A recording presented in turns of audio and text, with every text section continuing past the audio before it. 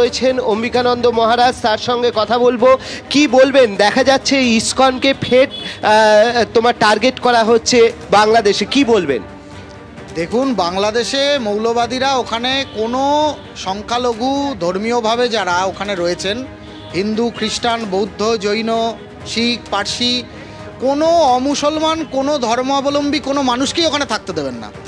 এটা বাংলাদেশ সরকারের অঘোষিত নীতি, এবং এই অঘোষিত যে নীতি তার ইমপ্লিমেন্টেশন চলছে এখন বাংলাদেশে। কালকেও দেখেছেন ঢাকাতে লক্ষ্মীনারায়ণজির মন্দির পুড়িয়ে দেওয়া হয়েছে, লক্ষ্মীনারায়ণের মূর্তি পুড়িয়ে দেওয়া হয়েছে, জগন্নাথ মহাপ্রভুর মূর্তিকে ভুলুণ্ঠিত করা হয়েছে।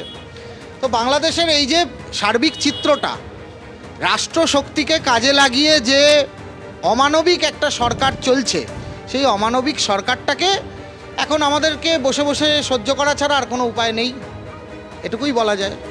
তো তারা আজকে এরই প্রতিবাদে দেখো মিছিল শুরু করছেন, এবং কবরডাঙ্গা থেকে এই মিছিল যাবে হচ্ছে করুণাময়ী পর্যন্ত, এবং সেখানে জাতীয় পতাকা রয়েছে, গৈরিক পতাকা রয়েছে, ধ্বজা রয়েছে, এবং সেই সমস্ত নিয়েই কিন্তু তারা এই মিছিল করছেন, যে মিছিলে ইতিমধ্যেই প্রচুর মানুষ যোগ দিয়েছেন, এবং সেই মিছিল যাবে হচ্ছে একদম করুণাময়ী পর্যন্ত, এবং সেখানে গিয়ে তারা তাদের একটা পথসভাও করবেন। একই অবস্থা যদি চলে থাকে তাহলে এই অবস্থা তৈরি হলো কেন? কেন তাহলে শান্তি ফেরাতে পারছে না?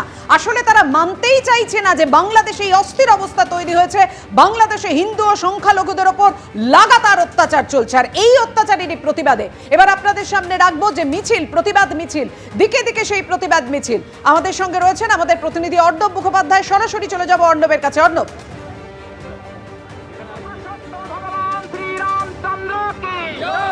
चक्रधारी भगवान श्री कृष्ण की जय, दुर्गा माई की जय, काली माई की जय।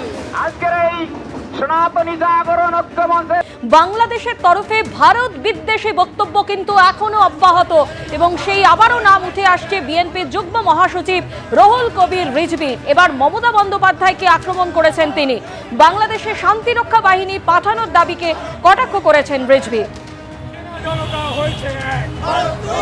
ভারতের জনগণের সাথে আমাদের কোন শত্রুতা নেই, তাদের সাথে আমাদের মতবাদ থাকে, তারা শান্তিপ্রিয় ভালো মানুষ।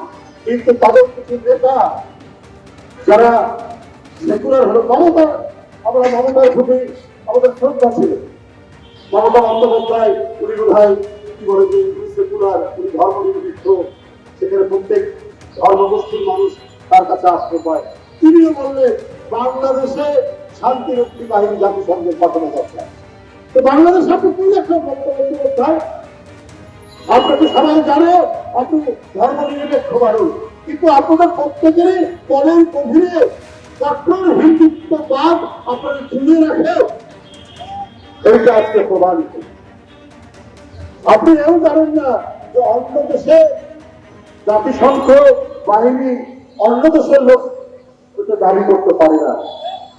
এটা এমনকি ইন্ডিয়ার পার্লামেন্টে অনেক এমপিও কথা বলে, কিন্তু মনে করে আরে বাংলাদেশ আমার কি দেশ, আমরা যা বলবো তাই হবে, সেটা হবে না।